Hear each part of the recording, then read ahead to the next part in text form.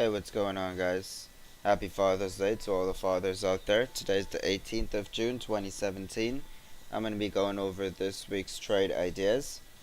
Number one on the list this week is WOW, W-O-W. I feel like the chart is curling here, and the pullback have been sufficient enough off the initial move on it. It's a recent IPO, so the chart doesn't have that much data on it. But for right now, chart seems like it's curling to the upside. We had a decent amount of buyers come into it on Friday session's close, and I would like to see some continuation on this one. So I'm feeling like if we can get a pullback on this one to about $17.35, should be sufficient enough for the chart to retrace some of Friday's move and also pull back to some pivot points and close to the 50 EMA. So a pullback on WOW down to $17.35 should be sufficient enough to give us a trade on this chart. Number two on the list is Txmd. What I like on this chart is the buyers that came into it on Friday. We do have the chart closing over the 50 EMA, and it haven't done that for a little while, so it should be a chart that's on watch. I'm thinking if we can get the chart to actually pull back down to the 50 EMA would be sufficient enough for us to take a long trade. So anywhere into this $4.80 range could be a decent area for a pullback. It'll also retest that breakout pivot, which is a good thing if you're looking for a chart to pull back and hold support. So look for that pullback to about $4.80 or so, and that should give you some decent strength for the chart to make another move to the upside.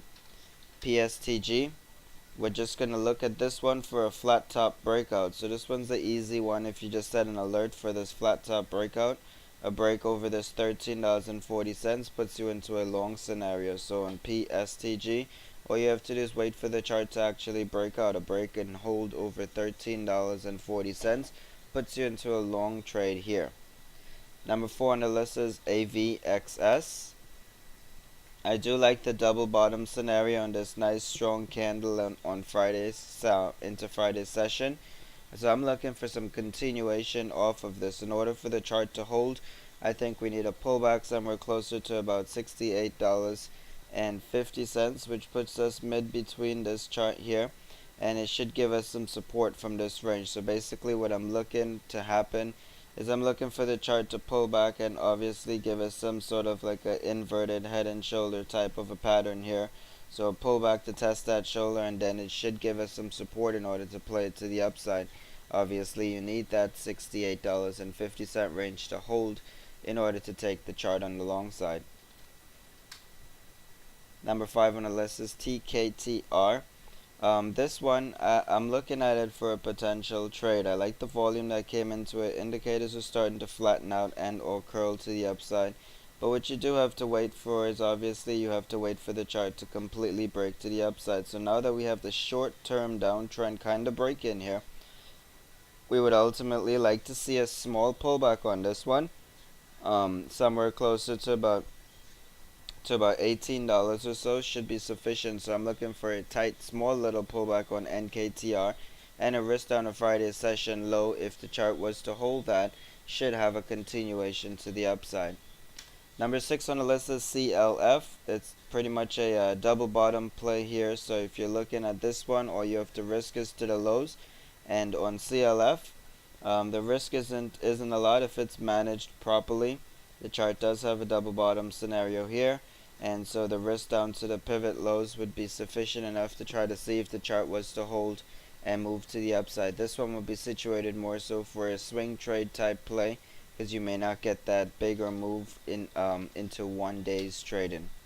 Cldr had a nice bullish engulfing on Friday's session with some decent volume coming into it.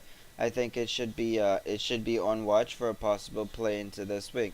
I would like to see a pullback on this one to about $16.70, where it retraces just enough to retest this area here, the area of a breakout. We have one pivot, two pivot points here.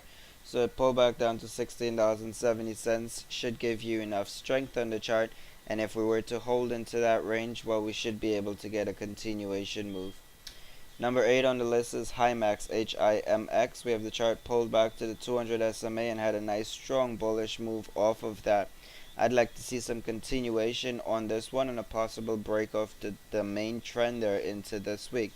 I think a healthy pullback on this one to about $7.80 or so should get you an entry. So what we're looking for is basically we're looking for the chart to come back and retest some of these moving averages here. Also retest some pivot points. There's one here, one there, some congestion zones here, and there's one there, and there's one there. So $7.80 on the pullback on HIMX should be able to give us some support for another leg up and a possible break of the overall trend. SPWR, looking at this chart on the 200 SMA, the chart's over its 200 SMA and over the 50 EMA. I'm just looking at it here as a possible oversold bounce condition, and so let's take a look at it. Coming into this week, I think the chart needs to break over a Friday session high to give you a bullish scenario, and that comes right over $7.70. So a break over $7.70 should put you into a buying scenario on SPWR. Keep an eye also on the other solar companies, as they could probably have a move also. Number 10 on the list is OXY. Chart closed over its 50 EMA, first time in a little while there, and so what I want to see is some continuation off of OXY. I think we should be able to catch a nice pullback at $60.70, where the chart probably comes back and retests some of these areas. Chart's been in a chop zone for a while, so if you are playing this one, you may not get that instant reaction trade, so it might be situated, if it pulls back to 60.70 and you get an entry and the chart holds, might be situated somewhere closer to a swing trade type of position rather than just a day trade. Again, if you're interested in day trading with me, check out the Twitter handle at Iceman Trading, and you'll be able to find all the links to everything that you would need to sign up with me. Thank you. Have a great week, guys. Happy Father's Day.